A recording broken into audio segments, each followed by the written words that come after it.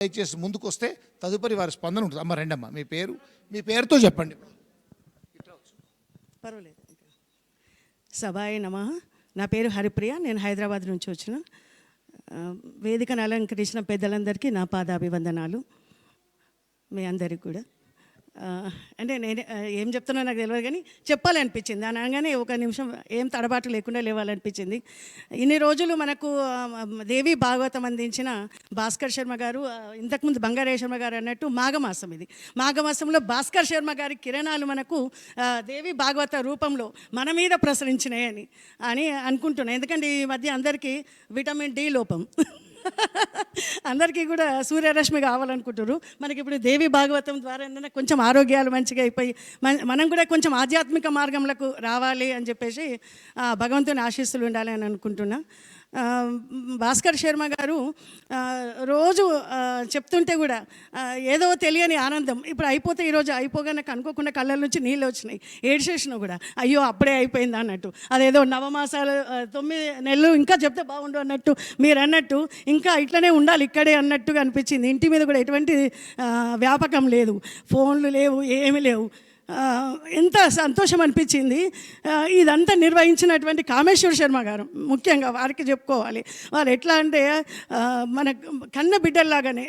భాస్కర్ శర్మ గారు అన్నారు, ఇది అమ్మ అయ్య ఇద్దరు అమ్మయ్య ఉన్న ఈ ప్రదేశము మనకు ఎటువంటి లోటు రాదు అని చెప్పేసి అన్నారు.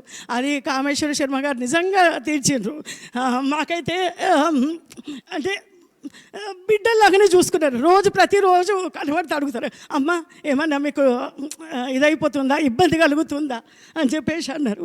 ఎటువంటి ఇబ్బంది లేకుండా ఎంత బాగా తల్లిగారి ఇంట్లోనన్నా ఇంత బాగా చూసుకోరు. శర్మ గారు అన్నారు 5 రోజుల కంటే ఎక్కువ తల్లిగారి ఇంట్లో ఉండొద్దు అని. కానీ ఇక్కడ 10 రోజులు ఉన్నా ఇంకా ఉండాలనిపిస్తున్నది. చాలా బాగా చూసుకున్నారు. కనీసం టీ పెట్టాల్సిన అవసరం కూడా లేదు. అట్లా అంటే ఎంత బాగా అంటే చెప్పరాదు. నిజంగా కామేశ్వర శర్మ గారు దంపతులు, వాళ్ళ ఇంటి మొత్తం కుటుంబం అంతా కూడా, మనోజ్ గారు కానీ మనోజ్ఞ గారు కానీ, కోడలు కూడా, అసలు వచ్చిన కోడలు ఇవాళ రేపట్లో ఎవరు అట్లా ఉంటారు.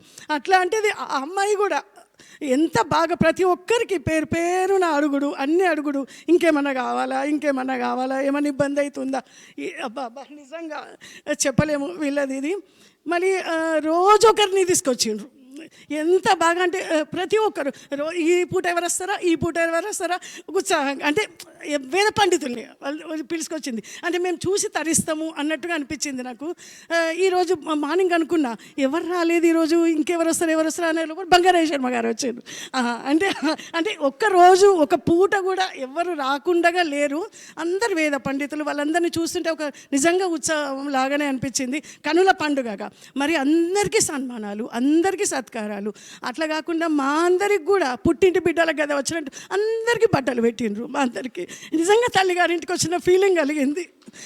నిజంగా శ్రీశైలం అంటే అమ్మ కాదు, కామేశ్వరరావు గారు వారి ధర్మపత్ని రూపంలో నేను అమ్మ నాన్ననే అనుకుంటున్నాను. అంత బాగా చూసుకున్నారు. నేను ఈ జీవితంలో మర్చిపోలేను. చాలా బాగా చేసిండ్రు. మీ అందరికీ ధన్యవాదాలు.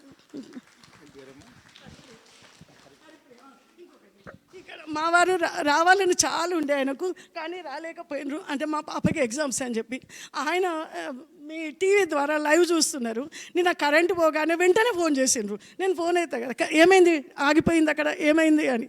ఈరోజు కూడా ప్రతి ఒక్కటి ఎక్కడ అంటే ఎందుకు ఆపేషన్ అంటే అక్కడ పూర్ణాహుతి అవుతుంది అటు అనగానే మళ్ళీ వెంటనే అట్లా తను కూడా 9 రోజులు కూడా తను దీక్షలాగా ప్రొద్దున నుంచి సాయంత్రం వరకు మొత్తం ప్రోగ్రాం అంతా కూడా తను చూసి ప్రతి ఒక్కటి చెప్తున్నారు.